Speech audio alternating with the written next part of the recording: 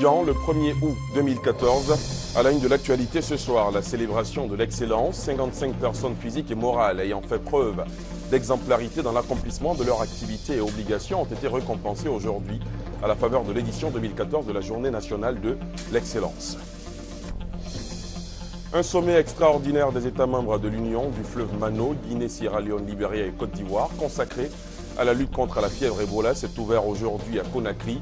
Une rencontre pour accélérer la riposte face à la propagation actuelle de l'épidémie. Et puis l'Afrique vient de perdre l'un de ses illustres fils, le grand réalisateur, chorégraphe, musicien et scénariste Souleymane Koli, créateur du célèbre groupe Lego du Côté Bas, est décédé ce vendredi des suites d'une crise cardiaque à son domicile à Lambadji, banlieue de Conakry. Voilà pour le sommaire. Bonsoir à tous et bienvenue dans la grande édition. La Direction générale du protocole d'État informe les personnalités et mouvements invités à prendre part à la cérémonie commémorative du 54e anniversaire de l'indépendance de la Côte d'Ivoire au palais présidentiel que les cartons d'invitation sont à retirer au ministère d'État, ministère des Affaires étrangères, de 9h à 17h et ce jusqu'au mardi 5 août 2014. La liste des personnalités et mouvements concernés vous sera communiquée dans nos programmes juste après ce journal. Et tout d'abord, ce soir, la journée nationale de l'excellence sous les projecteurs, 55 personnes, physiques et morales, ayant fait preuve d'exemplarité dans l'accomplissement de leurs activités et obligations. Ces lauréats ont été récompensés et félicités aujourd'hui par le président de la République avant de recevoir chacun un diplôme, un trophée et la somme de 10 millions de francs CFA. Le témoignage de Jérôme Kofi Abolin.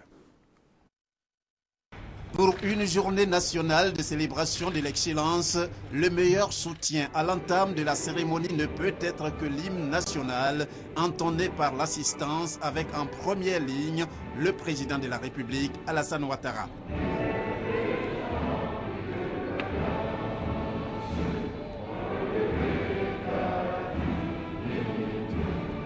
En célébrant l'excellence en Côte d'Ivoire, l'initiative prise par les autorités est sans ambiguïté.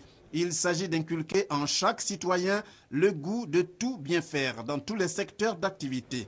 D'où l'idée de l'État ivoirien, pour citer le Premier ministre Daniel Kablan-Duncan, d'en faire une activité majeure de l'action gouvernementale fondée sur le potentiel humain. La cérémonie qui rassemble ce jour vise à mettre en lumière et sur un piédestal des femmes et des hommes, des entreprises petites et grandes, des administrations publiques et des organisations de la société civile, prêts à contribuer à la réalisation de cet important défi qui, par lui seul, justifie le rythme élevé, Monsieur le Président de la République, que vous imprimez à la mise en œuvre des politiques publiques pour le bien-être des populations. Comme le disait le philosophe Jean Baudin, il n'est de richesse que d'hommes. Le capital humain sera la grande clé pouvant ouvrir la porte de l'émergence à l'horizon 2020. Pour le président de la République, Alassane Ouattara, la mission d'inscrire la Côte d'Ivoire au rang des nations émergentes passe par la promotion d'une société d'excellence. Le prix d'excellence participe de notre volonté de bâtir une nation forte, unie et prospère, sur la base des piliers indispensables pour l'émergence. Notre société doit être capable d'investir dans l'avenir, d'innover, d'entreprendre, de créer de la richesse et du mieux-être et surtout du bonheur pour tous nos concitoyens. C'est un effort soutenu et collectif que nous appelons de tous nos vœux et nous demandons à tous nos concitoyens de bien vouloir y participer. C'est un enjeu national. La Côte d'Ivoire est à tous et tout le monde doit veiller à sa bonne évolution. La Journée nationale de l'excellence répond à un besoin commun, celui de notre capacité à relever de nombreux défis, notamment la mondialisation, l'accès au savoir, l'innovation, l'intégration et le vivre ensemble. C'est tout le sens de notre action. 55 lauréats au total ont été célébrés, 21 pour le secteur public, 17 pour le secteur privé et 17 pour la société civile. Au nombre de ces lauréats, 17 femmes, ces récipiendaires ayant reçu chacun un trophée, Un diplôme et une somme de 10 millions de francs CFA seront des invités spéciaux du président de la République lors de la célébration de l'indépendance le 7 août prochain. Sur les 55 prix décernés, 21 sont revenus au secteur public, 18 au secteur privé et 16 à la société civile. Au total, 36 personnes physiques et 19 personnes morales récompensées. Notre reporter Alvarassa revient sur les secteurs d'activité d'où sont issus les lauréats. Précision. Les lauréats de ces prix d'excellence sont de plusieurs secteurs d'activité. Ils ont reçu ces prix par leurs actions, leurs mérites, leur valeur au travail. Les secteurs sont entre autres la communication, l'hôtellerie, la sécurité, l'immobilier et la santé. Lorsque on vous porte comme exemple, comme modèle, vous devez vous engager à redoubler d'efforts et à faire mieux. Je voulais profiter de ça aujourd'hui pour rendre hommage à tous mes collaborateurs ici, présents et ceux qui sont absents aujourd'hui. C'est grâce à leur effort à tous aujourd'hui que nous sommes arrivés aujourd'hui à être honorés. Je suis allé dans un milieu rural et j'ai tout fait pour que je sois le plus ouvert possible à tout le monde. J'ai pu initier des projets qui ont abouti. La population est satisfaite, est contente de moi. Dans tous les hameaux, les petits villages, au moins quelqu'un prononce mon nom en bien. Et j'ai vraiment transformé le centre d'un bâtiment que j'avais, un seul bâtiment. Maintenant, j'en ai 5 avec des plaidoyers que j'ai fait par-ci, par-là pour améliorer le cadre de travail. Pour le secteur de l'hôtellerie, c'est un engagement fort qui nous permet de continuer d'œuvrer, de sorte que la Côte d'Ivoire soit vraiment un pays où il y a la paix et où il y a la joie. Le mérite revient à tous nos collaborateurs, tous ceux qui étaient au lancement du CCDO par le chef de l'État. J'ai parlé du colonel Bassanté, du lieutenant-colonel Ouattao, du commissaire Franck, du commissaire Doumbia et tous les jeunes officiers qui nous ont accompagnés et sous-officiers. C'est un plaisir pour nous de reboiser et c'est grâce aux efforts de tous nos jeunes et de tous les membres de notre organisation depuis plus de 20 ans qui a donné aujourd'hui ce résultat. La jeunesse cette année 2014 est encore au rendez-vous, mais surtout les femmes. Tenez les meilleurs élèves pour l'année scolaire écoulée, de la classe de CM2 pour l'entrée en 6e, en passant par la classe de 3e pour le BEPC, jusqu'en classe de terminale pour le bac, ne sont que des filles. Par exemple, mademoiselle Gaoua Paul Astrid, née le 24 mai 2005, élève à l'école primaire publique de Banco 2, est major de sa classe depuis le CP1 jusqu'au CM2 avec des moyennes supérieures à 9 sur 10.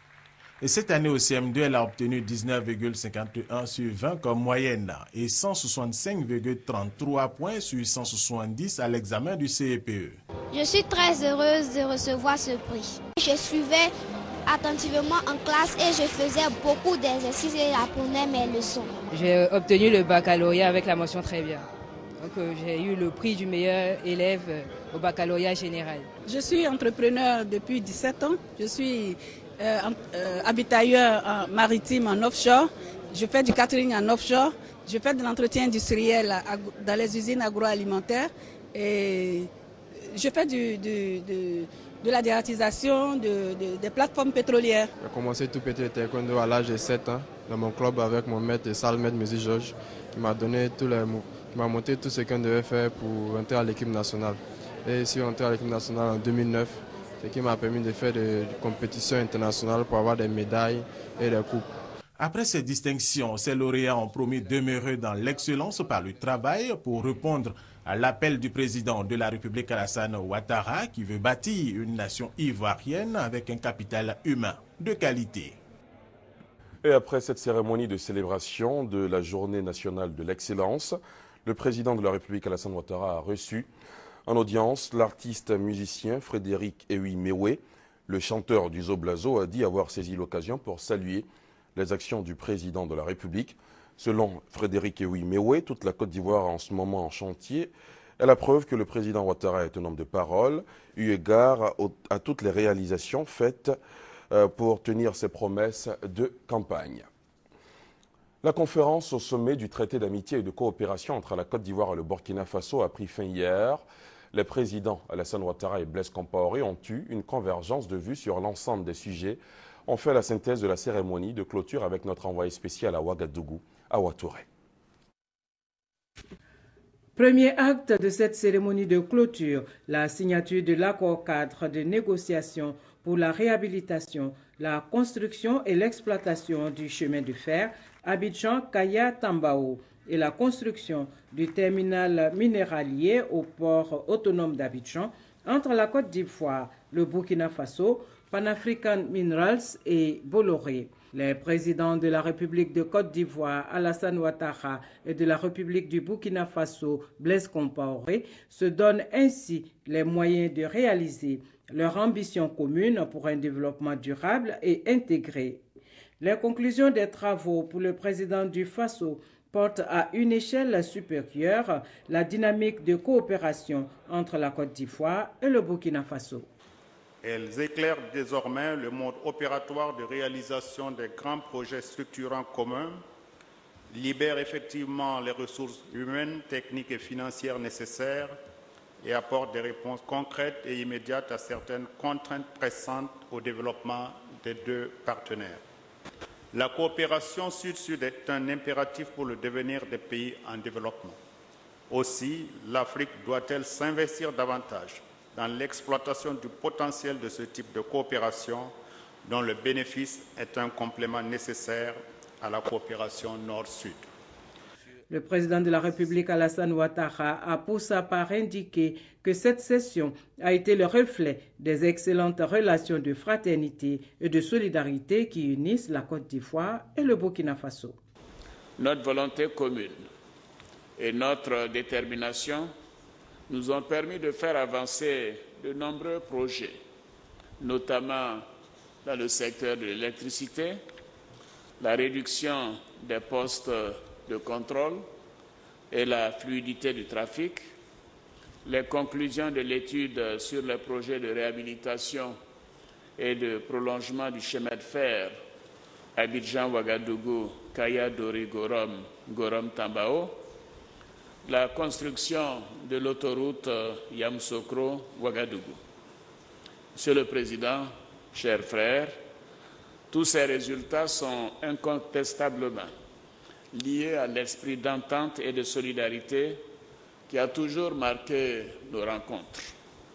La signature de plus d'une trentaine d'accords démontre parfaitement que nous sommes résolument tournés vers le renforcement de notre partenariat stratégique, porteur d'espérance pour nos peuples et notre sous-région. Les présidents Alassane Ouattara et Blaise Compaoré se sont par la suite prêtés aux questions des journalistes, notamment la question relative à l'occupation du Mont Péko. Vous savez que nous voulons traiter ce dossier dans un esprit de fraternité, de solidarité et d'humanisme. Et c'est pour cela que cela prend du temps. Et nous allons également, bien sûr, nous faire accompagner par les structures internationales chargées de tels dossiers. Et nous sommes confiants que, compte tenu de l'esprit qui prévaut entre les deux pays, les deux populations, que ce dossier sera traité de la meilleure manière. Évidemment, c'est un dossier délicat et il faut s'assurer que notamment les enfants feront l'objet d'une attention particulière. Et je suis confiant qu'avec nos ministres de la Sécurité, de part et d'autre, et nos ministres des Affaires étrangères, que nous n'avons pas de souci à nous faire, et le soutien du Haut Commissariat également aux réfugiés, et toutes les structures internationales qui peuvent nous apporter leur appui. Le président Ouattara a expliqué ici que c'est dans un sens d'organiser le traitement de cette question avec beaucoup de solidarité pour ces personnes, avec beaucoup d'humanisme. Donc il est certain que la mission qui sera confiée à la structure chargée d'organiser les réflexions sur ce qu'on peut apporter comme solidarité à ces personnes, cela va dégager effectivement un dispositif et bien sûr une série d'initiatives et d'actions qui vont aller dans le sens de cette solidarité, de cet humanisme. La 5e conférence au sommet du traité d'amitié et de coopération entre la Côte d'Ivoire et le Burkina Faso va se tenir la dernière semaine du mois de juillet 2015 à Yamoussoukro. Les yeux sont désormais rivés vers la 5e conférence au sommet du traité d'amitié et de coopération entre la Côte d'Ivoire et le Burkina Faso, prévue pour se tenir la dernière semaine du mois de juillet 2015. Mais avant, au terme de la 4e conférence qui vient de s'achever, nos équipes ont pu recueillir les réactions des participants à ce sommet. Nous avons un traité de l'évacuation du mont Péco. Nous avons donc souhaité que cette gestion soit conjointe. Je veux rappeler que ce programme va se faire en 3 phases. Il y a eu la phase qui a commencé de février à juillet, qui concernait le dénombrement, le profilage, l'identification et la sensibilisation. Ensuite, nous aurons la phase de préparation de l'évacuation au mois d'août et également l'évacuation et ensuite un programme de suivi de tout ce processus par les 2 parties. Donc nous sommes tombés d'accord sur tout cela. Je pense que c'est de grandes avancées. Nous avons également travaillé sur la fluidité, le respect côté ivoirien des 33 barrages prévus par la réglementation. Une autre question relative au trafic transfrontalier de mineurs qui sont tantôt utilisés sur les mines pour leur paillage traditionnel, tantôt dans les champs. Alors, la décision a été prise de combattre ce fléau et surtout de combattre les adultes qui, eux, exploitent les enfants mineurs pour se faire des profits. Donc au total, on peut dire que le traité d'amitié et de coopération se porte bien. Les grands projets sont bien suivis et la dernière décision qui a été prise, c'est qu'en application de l'article 19 de ce traité d'amitié et de coopération, un programme d'emploi des jeunes puisse être conçu. Nous avons signé un accord concernant donc le chemin de fer. C'est un accord important parce que le chemin de fer est un moyen de transport essentiel entre nos 2 pays. C'est un accord qui est en négociation depuis de longs mois et on veut se féliciter de l'aboutissement de cet accord avec la signature de ce jour.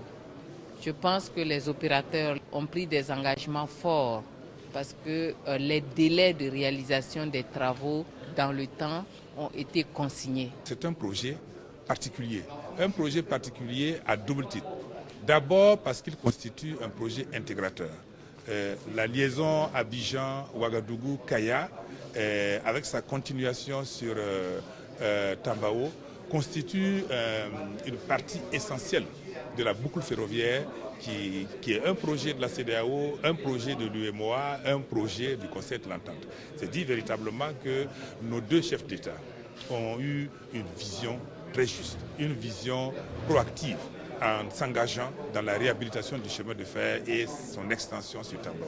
À terme, quand les travaux de réhabilitation auront été achevés par le groupe Bolloré, c'est-à-dire dans un délai de 3 ans, nous serons en mesure de faire circuler sur la voie des trains permettant d'exporter 3 millions de tonnes de manganèse et de faire circuler plus de 2 millions de tonnes de fret. Mais surtout, nous pourrons faire circuler plus de 2 millions de passagers par an. Nous aurons réussi à réduire le temps de parcours entre Abidjan et Ouagadougou à 20 heures.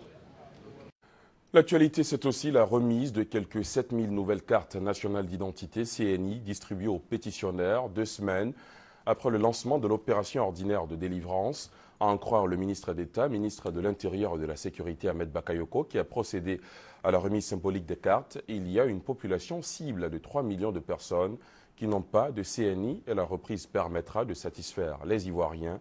Le point de la cérémonie de remise avec Gabriel Zani. Il était temps que l'opération de délivrance de cartes nationales d'identité CNI reprenne. Ils sont 3 millions d'Ivoiriens qui n'en possèdent pas pour plusieurs raisons. Moi, je n'ai jamais eu ça, depuis ma naissance. Pour les élèves en classe de terminale, la CNI doit être présentée à l'examen du baccalauréat.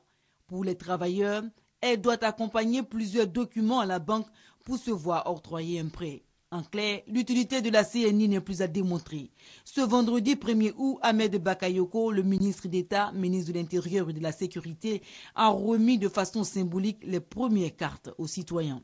Je voudrais d'abord dire merci à Monsieur le Président de la République d'avoir fait en sorte que je puisse retrouver ma citoyenneté avec la remise de cette carte d'identité. Reprise en 2008 et suspendue en 2010, l'opération d'identification ordinaire des populations a été relancée le 15 juillet dernier. Environ 100 cartes ont déjà été confectionnées. Pour le ministre Ahmed Bakayoko, l'opération ne pourrait souffrir d'aucune fraude. Toutes les personnes qui viendront avec des faux papiers seront poursuivies devant les tribunaux. Donc c'est une carte nationale d'identité qui est sécurisée et le process de sa délivrance est vraiment très sécurisé. À Abidjan, les lieux d'enrôlement sont les centres de l'Office national d'identification. À l'intérieur du pays, les sous-préfectures, l'opération concerne tout Ivoirien âgé de 16 ans et plus et celui ayant égaré sa CNI. Elle est sans limite de délai. Devoir de mémoire à présent, parce que justement, nul n'a le droit de déchirer une page de l'histoire. Dans 6 jours, la Côte d'Ivoire célébrera l'anniversaire de son indépendance. En de telles périodes, comment ne pas se souvenir des premières célébrations, notamment celle du 7 août 1960. Pour ceux qui ont eu l'occasion de vivre à l'événement, souvenez-vous, il y avait lors du défilé ce jour-là des petites filles, toutes vêtues de blanc, vert et orange. L'une d'entre elles a été retrouvée par Hugues Hervé Blé et dire que les souvenirs du 7 août 1960 et des jours qui ont précédé cette célébration sont encore vivaces dans son esprit.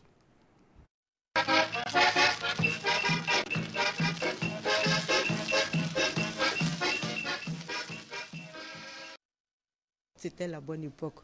Ça, c'est le 7 août 1960. J'avais 10 ans, j'étais au CM1. Des souvenirs heureux, Sako Assata en garde du défilé du 7 août 1960.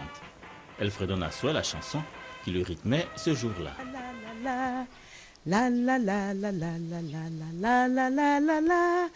Vive les trois couleurs au fond de la fraternité. Et on tend les bras, on soulève, on a fait les mouvements d'ensemble. Les jours précédant la célébration du 7 août ont été tout particuliers pour elle et ses camarades. Avant le défilé, on a dormi à l'école. Le masque des guerriers là, il s'est révolté vers 4 h du matin. Il a crié, on dirait le tonnerre. Nous tous, on est sortis par la fenêtre. Il y a d'autres qui sont blessés par le bras, pied, tout ça là. Et ils ont réussi à le maîtriser avec un coq blanc. Mais le lendemain, très tôt, on s'est levé et puis on est parti.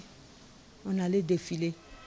Pour le défilé, Sako Assata était vêtu d'un t-shirt blanc et ses camarades de orange ou vert.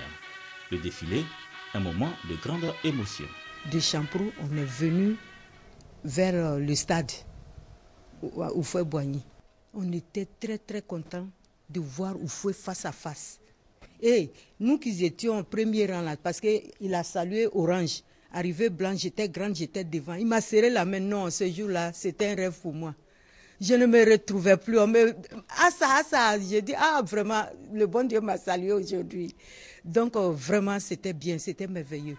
Son t-shirt du 7 août 1960, elle ne manque pas d'expliquer qu'elle a gardé pendant de nombreuses années. Replongeant avec sourire dans ses souvenirs, Sako Assata ne manque pas de le peindre à quelques jours de la célébration du 54e anniversaire de l'indépendance de la Côte d'Ivoire. Il n'y a plus de fête, il n'y a rien. Et on voit la télévision seulement, tout le monde est assis chez lui. Sinon avant, là, tout le monde était prêt à participer. Hein? Parce que c'est la fête de la nation. Ça me fait mal au cœur de voir qu'il n'y a rien, c'est monotone. Vraiment, c'est pas bien. Moi, j'aurais voulu qu'on reprenne ce qui s'est passé et puis de faire dans chaque département pour améliorer un peu le paysage. Le sourire, Sako Assata le retrouve toutefois au moment de souhaiter aux Ivoiriens une bonne fête d'indépendance.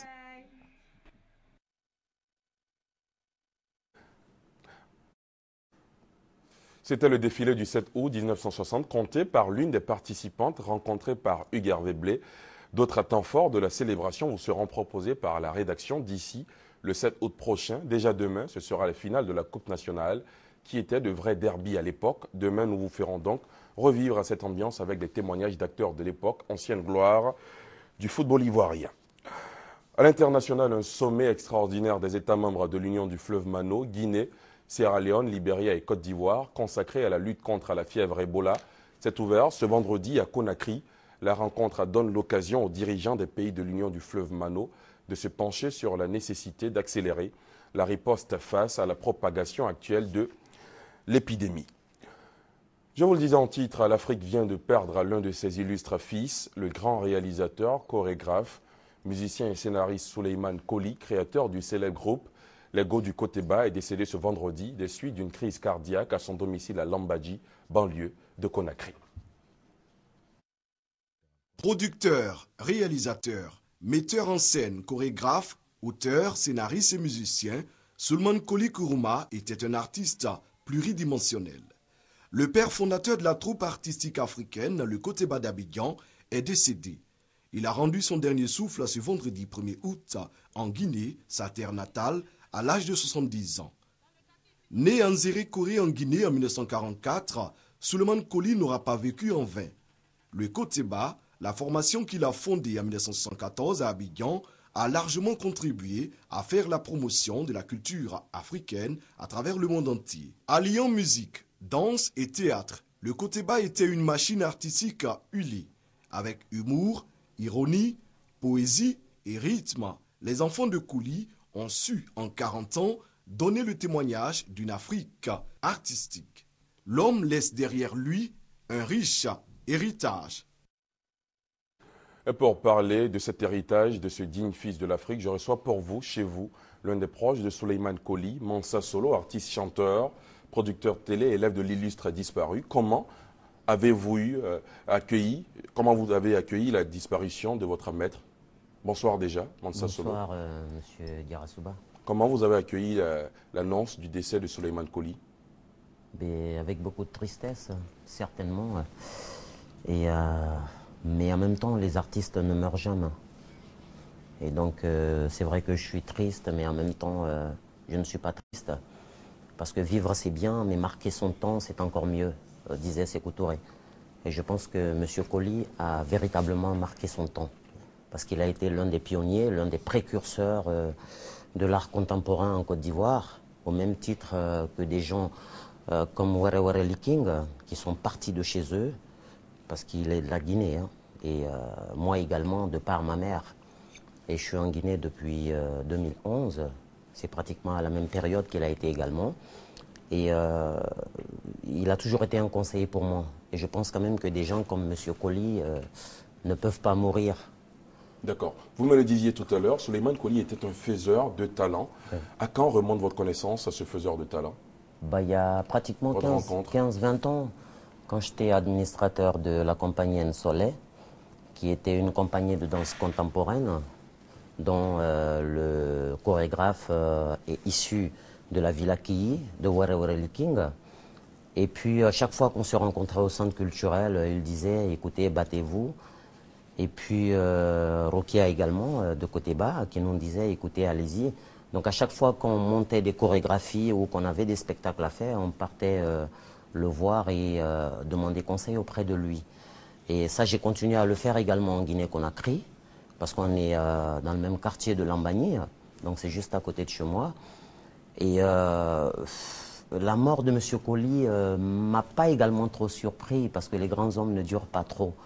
Ça, c'est clair. Hein. Et quel héritage aujourd'hui Souleymane Coly laisse? Le symbole d'un véritable héritage culturel. Hein. Il y a des grands hommes dans ce pays qui ont vachement lutté et qui ont posé les bases d'une richesse culturelle extraordinaire. Hein. Je pense véritablement à des gens comme Jean-Marie Adiafi, Foté Memel, voilà, Nyangoran Porqué, Irène Tassebendo du Burkina, Germaine Akogné du Sénégal. Hein. Et donc Coly, pour moi, M. Coly, pour moi, moi je l'appelle papa, fait partie franchement de ces gens-là qui perpétuent l'histoire de l'Afrique. Et je voudrais profiter de l'occasion pour interpeller tous les pouvoirs publics, hein, leur faire comprendre que les artistes ne sont pas des voyous et que les gens comme M. Coly sont symboliques de ce que j'appelle le mixage de l'intelligentsia, parce qu'il est sociologue de l'intelligentsia et il a accepté d'accompagner des voyous comme nous pour que nous soyons à la lumière des intellectuels comme vous qui me recevez sur le journal.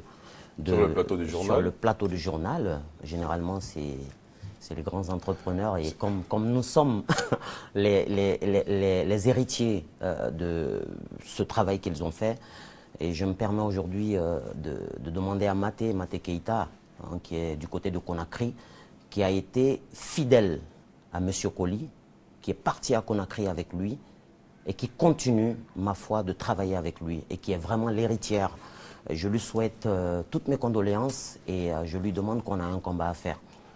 Le combat sera bien sûr de garder justement cet héritage de Souleymane Coly. En tout cas, merci à vous, Mansa Solo. Je rappelle que vous êtes artiste, chanteur, promoteur, producteur télé, élève de l'illustre disparu Souleymane Coly, qui est donc décédé dans la journée de suite d'une crise cardiaque. Je remercie tout le monde du côté de Conakry, notamment M. Amadou Sodia, qui fait partie aussi des gens qui perpétuent cet art. Merci beaucoup. Et merci à tout le monde. Merci Mansa Solo. C'est ici qu'on s'arrête pour cette édition. Merci de l'avoir suivi. Je vous souhaite de passer une excellente soirée. Bonsoir.